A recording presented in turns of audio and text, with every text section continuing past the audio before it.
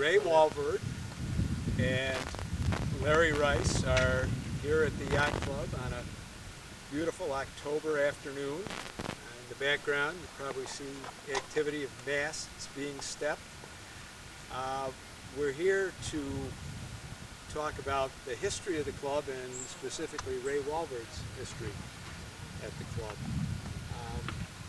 Let me start, Ray. Talk to us a little bit about how your family arrived in Williamson. Well, I'm a preacher's kid.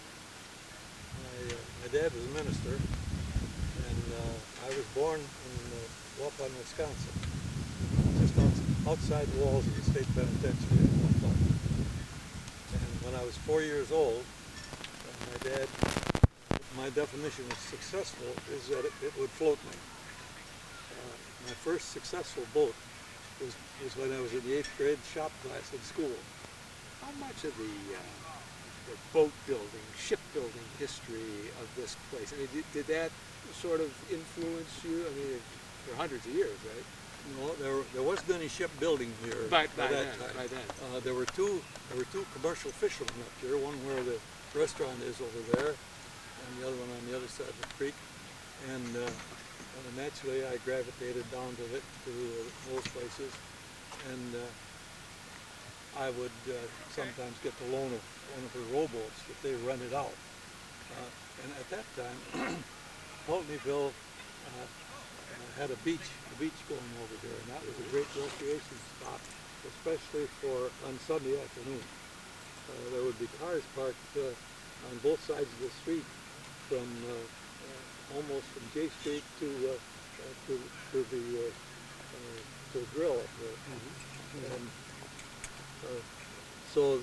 And there was slides and all that sort of stuff down on the beach. So Sunday afternoon it was busy there. And the guy who owned the hotel, Kid Gillette, he ran the beach.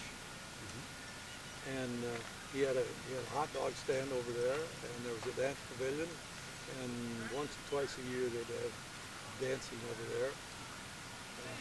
They had an orchestra that was not very good, but they played.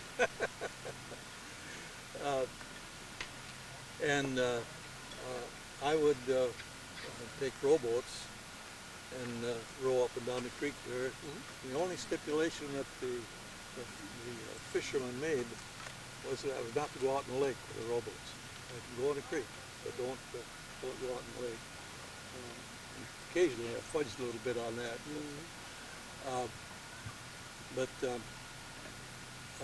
I got interested in building boats, and my dad, was a minister, but if he hadn't been a minister, he should have been a carpenter, because he all he did things like building kitchen cabinets and all that sort of stuff. So he was sympathetic to my activities as far as boat building was concerned. And I guess I built half a dozen boats in my life at least.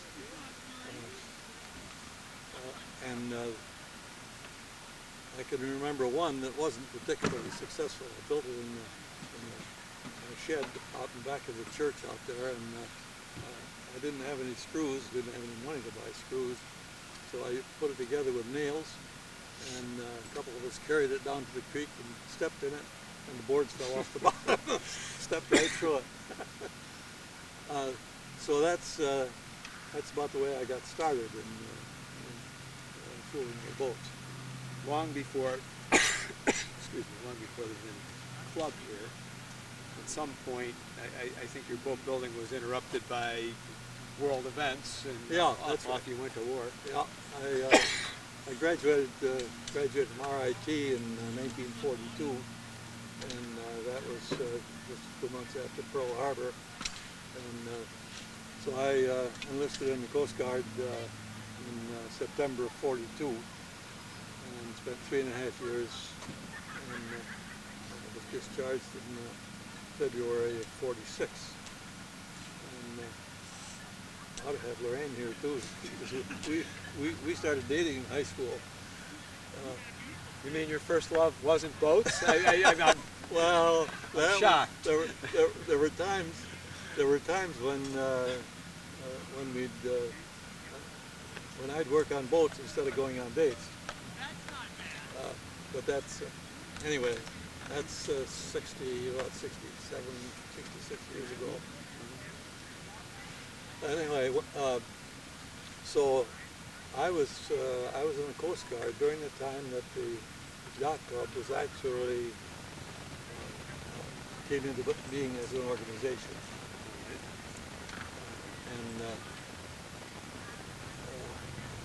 so I was not technically a charter member. But my boat, my Lightning, I built in 1942, and that was my most extensive boat building project. I built that in the sheds that were up back of the church up there, and that proved to be very successful. And during the time that I was in the service, Ernie Montano was my boat. Was he one of the charter founding members? He was one of the charter members, and so I very happily let him use my boat, because it was brand new then. I was in service in '42, and that's when I finished building the boat. And let's see. Tell me a little bit more about the, not necessarily the founding members, but what was going on. I mean, was there an idea that the time had come for a yacht club, or? Yeah, there was a number of boats kept in the harbor, and there was a string of docks off where the other end of the peninsula is. And that string of docks went from here about where the mast up in the gym pool is, and that went just about where the docks are on the end of the peninsula. And the whole row. I have pictures at home that show that whole. Mid-40s. This is the mid-40s, yeah. And then we decided that we needed to have more space. By the way, one note about the docks, they were all driven in with sledgehammer, and the docks were pulled out every year, so the ice wouldn't take them out. Was that club labor effectively? Yeah. And the dues were pretty high. They were $5 a year for members, and $2.50, I think, for associates. I was a treasurer one year. I don't know, 45 or so, and the total exchange thing is about $500.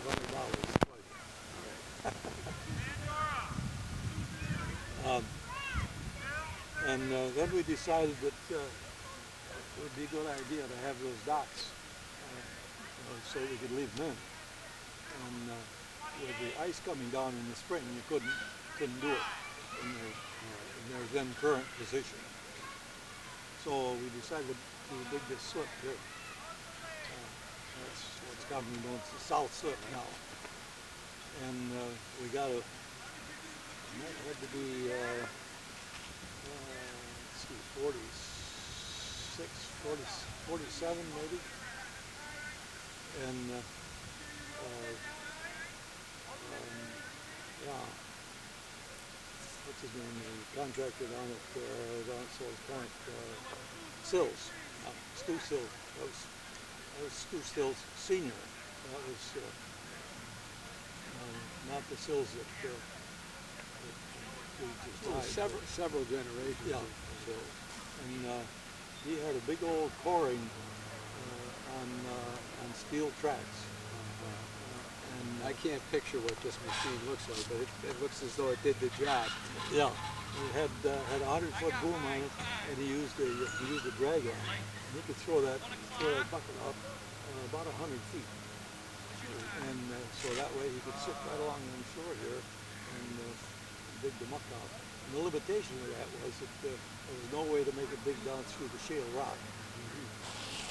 So we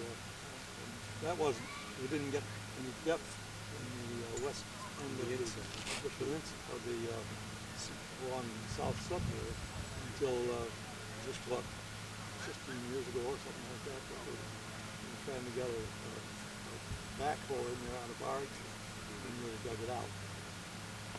So all we had then was just the south shore, and where the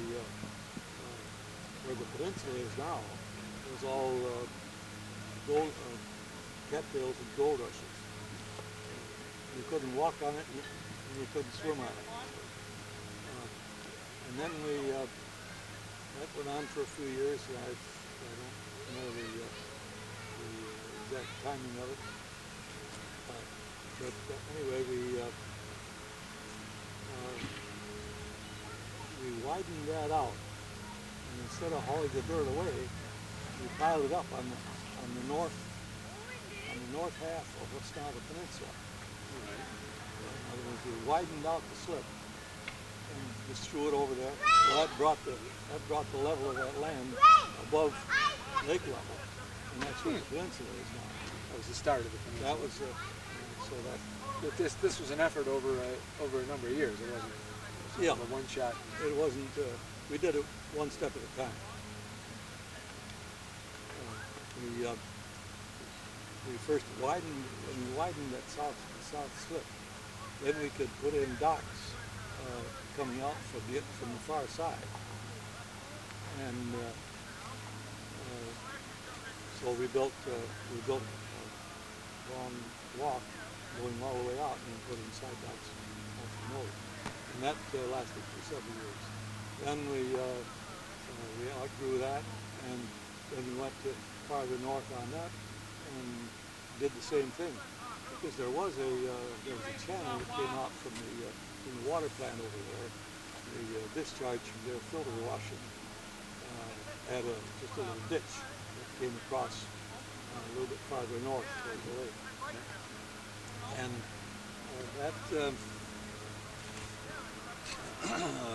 that gave us the idea. Well, let's dig the south side of that ditch out and throw it on top of what we had previously thrown there from the north side of the south slope, and that built up to what's now the peninsula, perfectly solid down, and gave us all the dock space that we needed.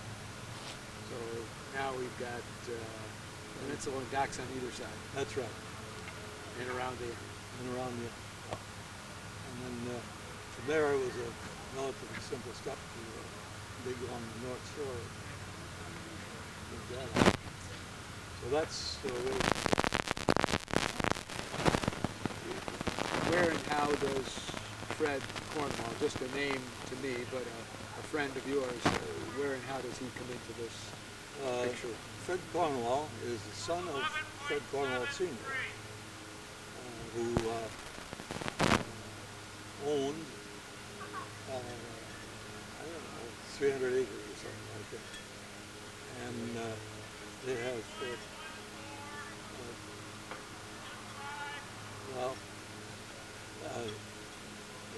they've got the best title that there is to the beach.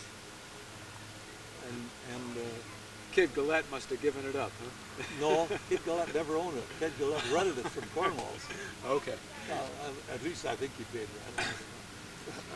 There was that room that you mentioned, though. Yeah. But anyway, Cornwall's property goes from here up well beyond the cemetery up there, and a considerable amount on the south side. I think he goes up to touches Salmon Creek Road up there, so they've got a lot of acres. And they were pretty much cooperative in wanting to see activity around here. So he was a sailor. He was a sailor. Yeah, they had, and their sailboat was the Almeza, and she wouldn't get out of her own way. She had a she had a mast on her that would go about halfway up to the spreader up here. And a gaff rig and wouldn't point and it wouldn't run. But if you got out in the gale, look out, because she was very, very nicely built.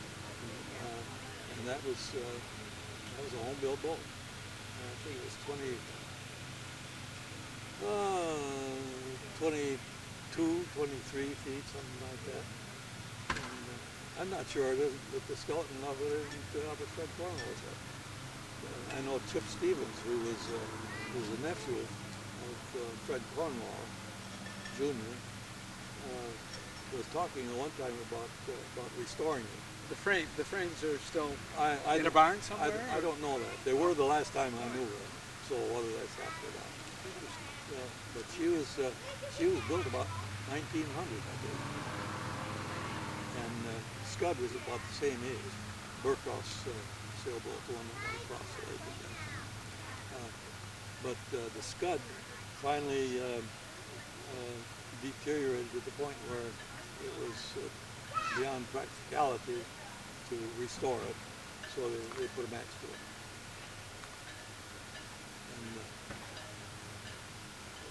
And one of the other early members of the yacht club was Dick Burcroft. He was the uncle of C.R. C.R., his father was Robert Burcroft, and they had the Scud.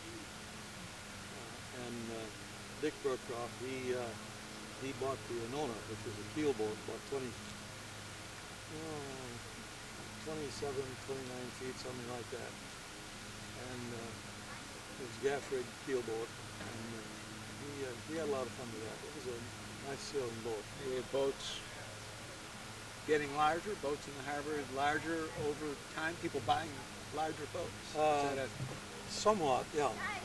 But of course, the harbor is limited with the draft restrictions, and so that was about the picture of the harbor as it was Early when days. the yacht club was dreamed of and was formed. And for the second part of the interview, I'm going to bring in Ira Goldman, a past Commodore, and we'll pick up sort of talking about the natural disasters and the condition of the harbor with Hurricane Agnes. Thanks, Larry. Hi, Ray. Good Hi. to see you. All right. Larry said, and we were just talking a little bit about some of the work that Fred did, and I kind of joined the club about 1973 or 4, but I've been out here sailing with people from 1969, so you probably remember better than I do, but first part of my experience with the club was rebuilding after the high water of Agnes a long time ago. Yep. Well, that I can remember when the beach parking lot over across the Mariner parking lot was flooded because of the high water. And I can also remember when you struggled to have enough of a channel to get any kind of a decent boat on. So I've seen the ups and the downs of it. And there was a time when Fred put these big tiles that were broken loose from a failed water intake for, I believe it was Gannett, and he put them on the pier here, and they rolled in a subsequent storm. They rolled off and got into the channel here, and then he was asked by the Corps of Engineers to get them out of there. So he took some of them and put them on the southeast side of the channel, and that reinforced the pilings that were there. And I think maybe some of that stuff is still there, I believe. I think it is.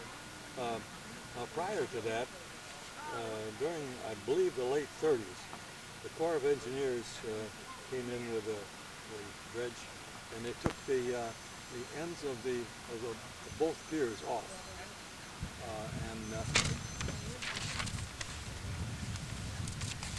These were the piers that had been built after These were the Civil War. piers that were built after the Civil War. Yeah. And so that, because when I was a kid, the East Pier used to be above water, and we'd go swimming at the beach, and then we could go out and dive off the pier, and it was always nice and clear sand on the east side of the East Pier, because that was never disturbed. The mud that comes down the creek didn't get past that East Pier. And it was an interesting thing that on the inshore end of the East Pier, they left it open so water could flow right along the beach. And the purpose of that, as I understand it, was so that the mud that comes down the creek would not settle in between the piers, but would be taken through those openings. That opening was probably 75 feet or so, 75, maybe 100 feet. That East Pier didn't go all the way to the shore. Yes, it did. The opening was at the shore end. Okay. And the opening consisted of concrete blocks, probably 6 foot cubic, 6 foot each way, with a trestle going over the top of it, so that they could run buggies and horses and stuff like that out onto the pier to load ships. An opening so water could flow. But water could flow. It was just like a bridge out to the, and but that was it was better swimming on the east side of the East Pier, because that water was cleaner, all sand bottom. I can distinctly remember taking a shiny tin can and throwing it out as far as you could, and dive off the pier and go get it. Well, it's interesting to me because, as you know, zebra mussels didn't come into Lake Ontario until sometime in the late 1980s. Until then, because of the water and the mud that came down the cliff, it's pretty hard to see bottom going out the channel. Yep. After the zebra mussels were here, calm day, go out that channel and see all the big rocks and boulders that are down there. You think twice about bringing in a deep draft boat, because it looks like you're going to hit it. That's right. Obviously, there's more water there than it looks like. Yeah. And that's deceiving. Those piers, as in their current condition, particularly the East Pier now, is a real hazard out there, because it's down there. I don't know what it is right now, but and those piers were built of timbers, 10-inch square timbers put together with pier spikes, which are about an inch diameter and about 2 feet long. And some of those pier spikes are sticking up, and they do a heck of a job putting a hole in the bottom of a boat. We unfortunately had a few people over the years who have not realized you can't go straight out. You better not head out to the east. And as you say, you've seen the high water, you've seen the low water. Yep. The high water that I remember before the bulkhead, peninsula was pretty much a wash, almost like a wide bag. Yep. And I know there was a lot of work done then.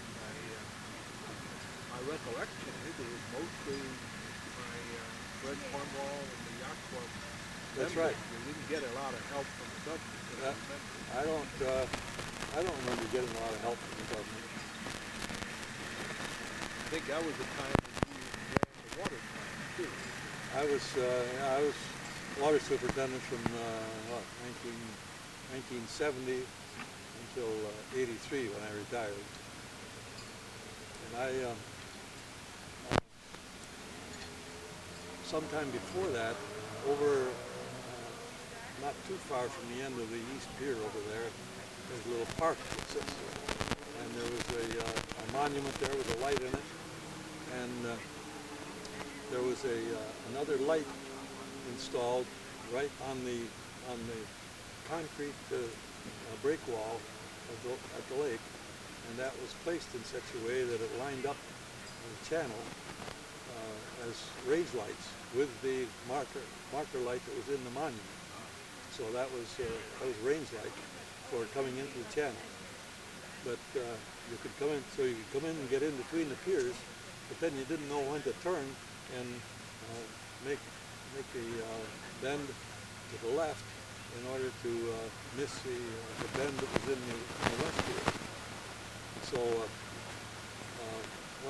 at one point while I was working on the water department over here, I scrounged a few scraps of stuff and